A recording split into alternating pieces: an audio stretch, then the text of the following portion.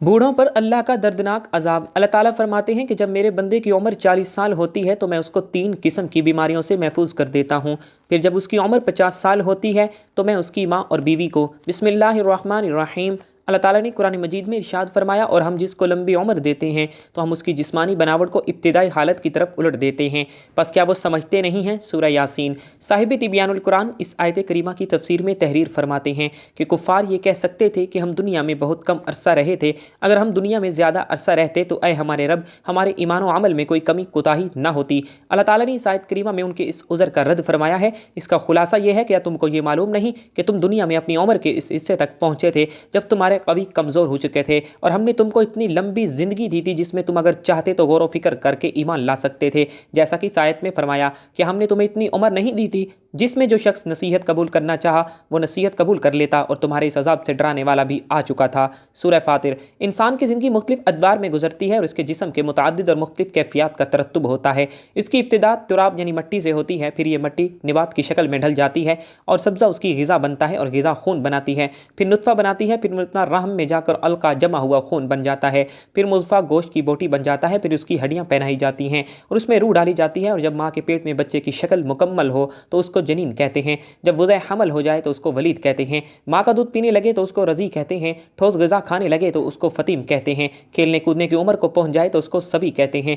आँखों को भाने लगे तो उसे गुलाम कहते हैं। चेहरे पर सब्ज़ा फूटने लगे तो उसको मराहक कहते हैं। बलूगत को पहुँचे तो उसको बालिग कहते हैं। जवान हो जाए तो शाब कहते हैं। पुख्ता उम्र हो जाए तो रजल कहते हैं। जब 30 साल की उम्र हो जाए तो कहुल कहते हैं। 40 साल की उम्र हो तो शेख कहते हैं। 60 साल की उम्र हो तो शेख फ़ानी, और उम्र ढलते ढलते जब मौत की दहलीज तक पहुँच जाए, हड्डियाँ कमज़ोर हो जाएँ, जिस्म लागर, हाफिज़ा कमज़ोर, तो उसको अर्ज़ल उम्र कहते हैं। फिर उसके बाद वो मैयत हो जाता है, और मरने के बाद फिर तुराब यानी मट्टी हो जाता है, और मट्टी से उसकी इब्तिदा हुई और फिर बिलाखिर मट्टी बन जाता है। तिबियानुल कुरान। लिहाजा इंसान की उम्र का कारआमद हिस्सा वो होता है जब वो जवान होता है। उम्र के इस हिस्से की कदर करनी चाहिए और इस उम्र में ज़्यादा नेकियां करनी चाहिए। हदीस पाक में इरशाद है कि आपने एक शख्स से फरमाया, 5 चीज़ों के आगे गनीमत जानो। अपनी ज़िंदगी को मौत से आने से पहले, अपनी फरागत को मशगूल होने से पहले, अपनी खुशहाली को तंगदस्ती से पहले, अपनी जवानी को अपने बुढ़ापे से पहले, अपनी सेहत को अपनी बीमारी से पहले। हज़रत इब्ने मसूद रज़ी अल्लाह ताला अन्हु बयान करते हैं कि नबी सल्लल्लाहु अलैहि वसल्लम ने फरमाया, इब्ने आदम क़यामत के दिन उस वक्त तक अपने रब के सामने अपने कदम नहीं हटा सकेगा कि उससे 5 चीज़ों के मुतालिक सवाल न किया जाए। उसने अपनी उम्र किस चीज़ में गुजारी, उसने अपनी जवानी किन कामों में बुसीदा की, उसने अपने जिस्म के मुताबिक क्या अमल किया। हज़रत अनस फरमाते हैं कि नबी सल्लल्लाहु अलैहि वसल्लम ने इरशाद फरमाया, अल्लाह ताला जिस शख्स की उम्र इस्लाम में 40 साल तक पहुंचा दे, अल्लाह ताला उससे कई किस्म की बलाओं को दूर कर देता है, जज़ाम, मर्ज़ और शैतान के गज़ब ना करने को। और अल्लाह जिस शख्स की उम्र इस्लाम में 50 साल तक पहुंचा दे, अल्लाह उस पर हिसाब को आसान कर देता है। मजमुअल ज़वाइद। उम्र का हर हिस्सा अल्लाह की नेमत है, लेकिन अर्ज़ल उम्र से पनाह मांगनी चाहिए। अल्लाह ने कुरान पाक में इरशाद फरमाया, और अल्लाह ने तुम्हें पैदा किया, फिर वही तुमको वफ़ात देगा, और तुम में बाज़ को अर्ज़ल यानी नकारा उम्र की तरफ लौटा दिया जाता है, ताकि अंजाम का वो हिस्सूल इल्म के बाद कुछ न जान सके।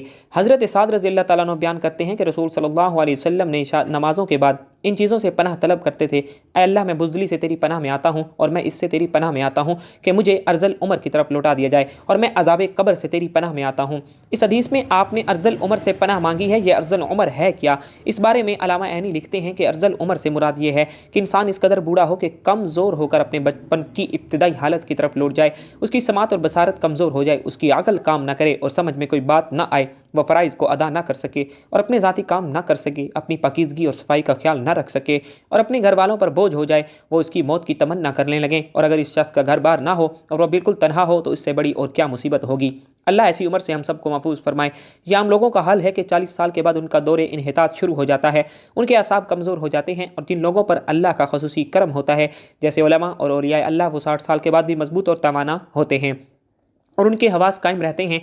हज़रत अता ने हज़रत इब्ने अब्बास रज़ी अल्लाह ताला अन्हु से रिवायत किया है, सूरतुल नहल की आयत में अर्ज़ल उम्र का जो तज़किरा है मुसलमानों के लिए नहीं है। मुसलमान की उम्र जिस कदर ज़्यादा होती जाती है, अल्लाह के नज़दीक उसकी इज़्ज़त और करामत बढ़ती जाती है, और उसकी अक़्ल व मार्फत भी ज़्यादा होती जाती है। और हज़रत इक्रमा रज़ी अल्लाह ताला अन्हु ने कहा, जो कुरान अज़ीम की तिलावत करता रहता है वो अर्ज़ल उम्र की तरफ नहीं लौटाया जाता। नाज़रीन, एक दफ़ा एक शख्स हज़रत अली रज़ी अल्लाह ताला अन्हु की खिदमत में हाजिर हुआ और उनसे सवाल किया उसने कि मेरे बाल सफ़ेद हो जाते हैं, इसका क्या मकसद है? हज़रत अली रज़ी अल्लाह ताला अन्हु ने फरमाया कि जब हज़रत आदम अलैहिस्सलाम ज़मीन पर आए और वह बूढ़े होने लगे और उनके बाल भी सफ़ेद होने लगे। और जब पहली मरतबा हज़रत आदम अलैहिस्सलाम ने अपने बालों को सफ़ेद होते देखा तो अल्लाह से अर्ज़ की, ऐ मेरे अल्लाह, मेरे बाल सफ़ेद क्यों हो रहे हैं? तो अल्लाह ताला ने फरमाया, बालों का सफ़ेद होना बुढ़ापे, बुजुर्गी और तजुर्बात में फरावानी की तरफ इशारा है। इंसान का बूढ़ा होना इंसान को नफ्सानी ख्वाहिशात से दूर करता है और इस बात को वाज़े करता है कि इस शख्स के पास ज़िंदगी में तजुर्बात हैं, जिससे मशवरा लेकर आप अपने फ़ैसलों को बेहतर बना सकते हैं। इससे ज़्यादा बड़ों के मशवरे अल्लाह ताला ज़्यादा पसंद करता है, यानी कि बूढ़ों के पास जो तजुर्बात होते हैं वो अच्छा मशवरा देते हैं और अल्लाह ताला भी इन मशवरों को पसंद करते हैं। इसी तरह बालों के अहकामात के हवाले से आपको ये भी बताते हैं कि सफ़ेद बालों को उखेड़ना चाहिए या नहीं, या फिर बालों को रंग करना चाहिए या नहीं। उमर बिन शुऐब रज़ी अल्लाह ताला अन्हु से रिवायत है कि हुज़ूर अकरम सल्लल्लाहु अलैहि वसल्लम ने फरमाया, सफ़ेद बालों को ना उखेड़ो, क्योंकि बुढ़ापा बालों का सफ़ेद होना मुसलमानों के लिए नूर है। जो शख्स हालत इस्लाम में बुढ़ापे की तरफ कदम बढ़ाता है, जब किसी मुसलमान का एक बाल सफ़ेद होता है तो उसकी वजह से अल्लाह पाक उसका एक गुनाह मिटा देता है और उसकी एक नेकी लिख देता है और उसका एक दर्जा बुलंद कर देता है। इसी तरह ये हदीस मुख्तलिफ किताबों में बयान की गई है। हदीस की जो किताबें हैं उनमें भी इनको बयान किया गया है। अब वो दूसरी बात करते हैं कि सफ़ेद बालों को रंगना चाहिए या नहीं। बालों को रंगना ख़ज़्ज़ाब कहलाता है। रसूल अकरम सल्लल्लाहु अलैहि वसल्लम ने सफ़ेद बालों को रंगने का हुक्म दिया है। सैयदना अबू हुरैरा रज़ी अल्लाह ताला अन्हु रिवायत फरमाते हैं कि रसूल अकरम सल्लल्लाहु अलैहि वसल्लम ने फरमाया, बुढ़ापा बालों की सफ़ेदी को ख़ज़्ज़ाब के ज़रिए बदल डालो और ख़ज़्ज़ाब ना लगाने में यहूदियों की मुशाबहत न करो। इसी तरह एक दूसरी रिवायत है कि आप सल्लल्लाहु अलैहि वसल्लम ने फरमाया, यहूदी और नसरानी यानी कि ईसाई ख़ज़्ज़ाब नहीं लगाते, लिहाजा तुम उनके खिलाफ़ करो, यानी ख़िज़ाब लगाओ। इसी तरह एक और जगह बयान किया गया है कि मेहंदी का ख़ज़ाब लगाना या मेहंदी में कोई चीज़ मिलाकर सफ़ेद बालों को रंग करना भी जायज़ है। सैयदना इब्न उमर रज़ी अल्लाह ताला अन्हु से रिवायत है कि रसूल अकरम सल्लल्लाहु अलैहि वसल्लम दम दबागत दिए हुए और बगैर बाल के चमड़े का जूता पहनते थे और अपनी रीश यानी कि दाढ़ी मुबारक पर आब वर्ष जो एक घास है जो यमन के इलाके से मिलती है उसके ज़रिए और ज़ाफ़रान के ज़रिए रंग लगाते थे। मेहंदी लगाना जायज़ कहा जाता है, लेकिन कुछ उलमा के नज़दीक कहा जाता है कि रंग लगाना जायज़ नहीं है। यानी कि मेहंदी तो लगाई जा सकती है, लेकिन जो आज मुख्तलिफ़ किस्म की प्रोडक्ट्स सामने आ चुकी हैं, केमिकल्स जो हैं इनसे रंग लगाया जाता है जो आपकी जिल्द पे भी लग जाते हैं और अगर इसको ना उतारा जाए तो आपकी वहाँ से जिल्द भी काली दिखाई देती है। इसी तरह हदीस से मालूम होता है कि आप सल्लल्लाहु अलैहि वसल्लम ने बाज़ दफ़ा सुर्ख और ज़र्द ख़ज़ाब लगाया है और हदीस में हुज़ूर सल्लल्लाहु अलैहि वसल्लम के बालों को रंगने का भी जिक्र है।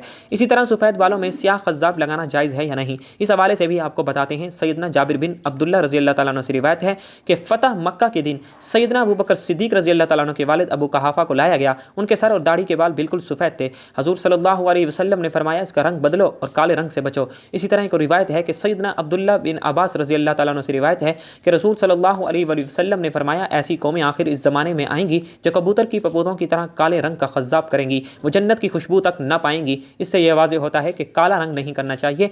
जो मुख्तलिफ मेहंदी वगैरह है वो लगा लेनी चाहिए। सैयदना इब्न उमर रज़ी अल्लाह ताला अन्हु से रिवायत है कि रसूल सल्लल्लाहु अलैहि वसल्लम ने ग़िज़ा मना किया है। ग़िज़ा की 4 इक़साम होती हैं। सबसे पहले यह है कि सर के बाल सारे न मुंडवाना, बल्कि जगह जगह से फटे हुए बालों की तरह टुकड़ों से मुंडवाना। जबकि दूसरी जो है वो ये है कि दरमियान से सर के बाल मुंडवाना और अतराफ़ से बाल छोड़ देना। जबकि तीसरी ये है कि अतराफ़ मुंडवाना और दरमियान से सर के बाल छोड़ देना। जबकि चौथी ये है कि आगे से बाल मुंडवाना और पीछे से छोड़ देना। जो आज हम मुख्तलिफ फैशंस देखते हैं, मुख्तलिफ स्टाइल्स देखते हैं जो मगरिब से हमारे माशरे में आते हैं, इनसे मना किया गया है।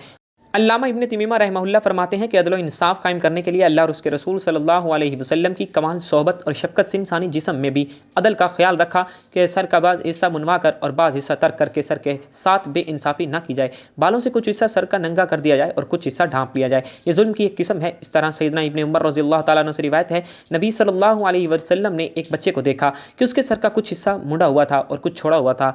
आप सल्लल्लाहु अलैहि वसल्लम ने उनको ऐसा करने से रोका और फरमाया, तुम इसका सारा सर मुंडवाओ या सारा सर छोड़ दो। इस हुक्म में जवान बूढ़े तमाम लोग ही शामिल हैं, सिर्फ बच्चों की तशखीस की कोई दलील नहीं मिलती। साइंस ने भी मुख्तलिफ रिसर्च की हैं और इनके मुताबिक सर के बालों के सफ़ेद होने के 6 असबाब हैं।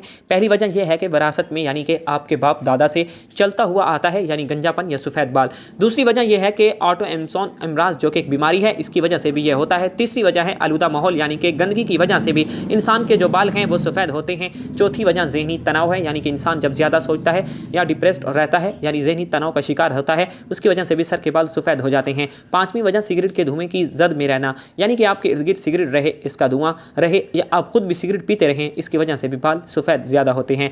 छठी वजह यह है कि उम्र की वजह से बाल सफ़ेद होते हैं। हज़रत अबू हुरैरा रज़ी अल्लाह ताला अन्हु फरमाते हैं कि मैंने हज़रत मोहम्मद सल्लल्लाहु अलैहि वसल्लम को फरमाते हुए सुना कि जिस मुसलमान के सफ़ेद बाल हों अपने सफ़ेद बालों को ना उखाड़े, क्योंकि क़यामत के दिन सफ़ेद बाल बंदे के लिए नूर बनकर ज़ाहिर होंगे। सफ़ेद बालों के बदले अल्लाह जितनी तादाद में सफ़ेद बाल होंगे, सफ़ेद बाल के हिसाब से इस बंदे की नेकियों में इजाफा करेगा। کرے گا اور ایک ایک بال کے بدلے اس کے گناہوں کو مٹا دیا جائے گا۔ یحییٰ بن سعید سے مروی ہے کہ میں نے سعید بن مسیب یہ فرماتے ہوئے سنا کہ حضرت ابراہیم علیہ السلام دنیا میں سب سے پہلے فرد ہیں جس نے اپنی مونچھوں کو کاٹ دیا، اور آپ علیہ السلام جب بڑھاپے کو پہنچے تو آپ علیہ السلام نے بال سفید ہو گئے، تو آپ نے اللہ تعالیٰ سے پوچھا کہ اے میرے مالک یہ کیا ماجرا ہے؟ اللہ نے آپ علیہ السلام کو جواب دیا، اے میرے دوست یہ میری رحمت ہیں، بالوں کو سفید ہونے سے انسان کی شان و شوکت، عزت و وقار بڑھ جاتا ہے اور تمام برے کاموں سے بچنے کی علامت ہے۔ حضرت ابراہیم علیہ السلام نے عرض کیا، اے میرے مولا یہ تو تیری بڑی شان ہے، اے اللہ میرے وقار کو بلند فرما۔ آپ صلی اللہ علیہ وسلم کا فرمان عالی شان ہے، جب مسلمان بوڑھا ہو گیا تو اس کے بڑھاپا اس کے لیے قیامت کے دن نور بن کر ابھرے گا۔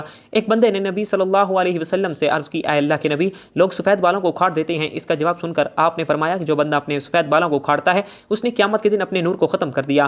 حضرت ابو بکر صدیق رضی اللہ تعالیٰ عنہ فرماتے ہیں، ایک دفعہ ایک آدمی نبی صلی اللہ علیہ وسلم کی بارگاہ میں پیش ابر کہنے لگا، اے اللہ کے رسول ہم سے کون سا بندہ بہتر ہے؟ آپ نے فرمایا جو بندہ بڑھاپے میں پہنچ گیا اس کی نیکیاں بہت زیادہ ہیں، وہ سب سے بہتر ہے۔ اس نے پھر دریافت کیا، یا رسول اللہ سب سے برا کون ہے؟ آپ نے فرمایا کہ جو بڑھاپے میں گیا اور اس کے گناہ زیادہ ہوں۔ حضرت انس بن مالک رضی اللہ تعالیٰ عنہ سے روایت ہے، رسول اللہ صلی اللہ علیہ وسلم نے فرمایا، بچہ جب تک بالغ نہیں ہوتا اس کے نیک عمل والد یا والدین کے حساب میں لکھے جاتے ہیں، اور جب وہ برا عمل کرے تو وہ نہ اس کے حساب میں لکھا جاتا ہے نہ والدین کے۔ پھر جب وہ بالغ ہو اس کے لیے جاری ہو جاتا ہے، اور دو فرشتے اس کے ساتھ رہنے والے ہیں، ان کو حکم دیا جاتا ہے کہ اس کی حفاظت کریں اور قوت باہم پہنچائیں۔ جب حالت اسلام میں 40 سال کی عمر کو پہنچ جاتا ہے تو اللہ اس کو 3 قسم کی بیماریوں سے، جنون، جزام اور برس سے محفوظ کر دیتے ہیں۔ جب 60 سال کو پہنچتا ہے تو اللہ اس کو اپنی طرف سے رجوع کی توفیق دے دیتے ہیں۔ جب 70 سال کو پہنچتا ہے تو سب آسمان والے اس سے محبت کرنے لگتے ہیں، اور جب 80 سال کو پہنچتا ہے تو اللہ اس کی حسنات کو لکھتے ہیں اور سیئات کو معاف کر پاتے ہیں۔ پھر جب 90 سال کی عمر ہو جاتی ہے تو اللہ اس کے سب اگلے پچھلے گناہ معاف فرما دیتے ہیں، اور اس کو اپنے گھر والوں کے معاملے میں شفاعت کرنے کا حق دیتے ہیں اور اس کی شفاعت قبول فرماتے ہیں، اور اس کا لقب امین اللہ اور اسیر اللہ فی الارض یعنی زمین میں اللہ کا قیدی ہو جاتا ہے، کیونکہ اس کی عمر میں پہنچ کر عموماً انسان کی قوت ختم ہو جاتی ہے۔ جب ارذل عمر کو پہنچ جاتا ہے تو اس کے تمام وہ نیک عمل نامہ اعمال میں برابر لکھے جاتے ہیں جو اپنی صحت و قوت کے زمانے میں کیا کرتا تھا، اور اگر اسے کوئی گناہ ہو جاتا ہے تو وہ لکھا نہیں جاتا۔ حضرت جابر رضی اللہ تعالیٰ عنہ سے مروی ہے کہ آپ نے فرمایا، حضرت جبرائیل علیہ السلام ابھی میرے پاس آئے اور فرمایا کہ قسم ہے مجھے اللہ تبارک و تعالیٰ کی جس نے آپ کو حق کو سچ کے ساتھ بھیجا ہے، ایک آدمی نے 500 سال تک سمندر میں ایک پہاڑ کے اوپر رہ کر اللہ کی عبادت میں گزار دیے۔ یہ پہاڑ تقریباً 30 مربع میل پر مشتمل ہے۔ یہ پہاڑ کئی سینکڑوں میل میں پھیلے سمندر کے اندر واقع ہے۔ اللہ نے اس بندے کے لیے اس پہاڑ پر میٹھے پانی کا چشمہ جاری کیا، اور اس کی انگلی کے برابر اس پہاڑ کے پاس ایک انار کا اگا دیا، جس پر ہر دن ایک انار لگ جاتا تھا۔ نیچے آتا اور انار سے پیٹ بھرتا، وضو کر کے اللہ کی عبادت میں مصروف ہو جاتا۔ موت کا وقت آیا تو اس نے اللہ سے دعا کیا، اللہ میری موت سجدے کی حالت میں آئے اور میرے جسم کو پاک صاف جگہ پر محفوظ کر دیا جائے، اور جب قیامت کے دن دوبارہ مجھے زندہ کیا جائے تو سجدے کی حالت میں زندہ کیا جائے۔ اللہ نے اس کی خواہش کو پورا کر دیا۔ ہم آسمان پر جاتے اور زمین پر اترتے وقت اس کو سجدے کی حالت میں ہی دیکھتے ہیں۔ روز قیامت جب اس کو اللہ کی بارگاہ میں پیش کیا جائے گا تو اللہ اس کو فرمائے گا، اے میرے بندے میری رحمت سے جنت میں چلے جاؤ۔ تو یہ بندہ سوال کرے گا، اللہ میرے نامہ اعمال کی وجہ سے مجھے جنت میں کیوں نہیں بھیجا جا رہا؟ دوبارہ یہی قصہ ہوگا، پھر اللہ فرمائے گا، جا بندے میری رحمت سے جنت میں چلے جا۔ پھر بندہ کہے گا، اے اللہ میرے اعمال کی وجہ سے مجھے جنت کیوں نہیں عطا کی جا رہی؟ تو اللہ اسے فرمائے گا، تجھے جو نعمتیں میں نے عطا کی ہیں اس کا اور تیرے عمل دونوں کا حساب کتاب ہوگا۔ صرف آنکھ کی نعمت سے اس کے 500 سال کے سارے کیے گئے نیک اعمال ختم ہو جائیں گے، اور باقی سارے جسم کے اوپر جو احسان ہوں گے وہ زیادہ ہوں گے۔ اللہ فرمائے گا، اس بندے کو جہنم میں ڈال دو۔ جب اس کو جہنم میں لے جانے کے لیے کچھ پکڑا جائے گا تو وہ بندہ کہے گا، اللہ مجھے اپنی رحمت کے ذریعے جنت میں بھیجو۔ اللہ فرمائے گا، میرے اس بندے کو ادھر لاؤ۔ جب اس کو لایا جائے گا تو اللہ فرمائے گا کہ تجھ کو پیدا کرنے والا کون ہے؟ وہ بندہ کہے گا، اے اللہ آپ ہی مجھے دنیا میں زندگی دینے والے ہیں۔ اور پھر اللہ فرمائے گا، تجھ کو 500 سال تک زندہ رکھ کر عبادت کی توفیق دینے والا کون ہے؟ وہ جواب دے گا، یا اللہ آپ ہی نے مجھے زندہ رکھا اور عبادت کی ہمت دی۔ اللہ فرمائے گا، تجھے سمندر میں پہاڑ کے اوپر کس نے پہنچایا اور وہاں پانی انار مہیا کرنے والا کون؟ تو بندہ جواب دے گا، یا اللہ آپ ہی نے مجھے سب کچھ عطا کیا۔ اللہ فرمائے گا، تیرے کہنے پر ہی میں نے تیری جان سجدے کی حالت میں نکالی اور سجدے کی حالت میں دوبارہ ڈالی، یہ سب میری رحمت کی وجہ سے ہوا۔ میں اب بھی تجھے اپنی رحمت کی وجہ سے ہی جنت میں داخل کر رہا ہوں۔ حضرت جبرائیل علیہ السلام نے فرمایا، اے اللہ کے نبی دنیا آسمان میں جو کچھ بھی ہے وہ اللہ تعالیٰ کی رحمت ہے۔ اللہ تعالیٰ ہمیں بھی اپنی رحمت کے سائے میں رکھے اور ہمیں اپنی رحمت سے جنت عطا فرمائے، آمین۔ ناظرین کمنٹ باکس میں ایک بار صلی اللہ علیہ وآلہ وسلم ضرور ٹائپ کیجیے گا۔ والسلام۔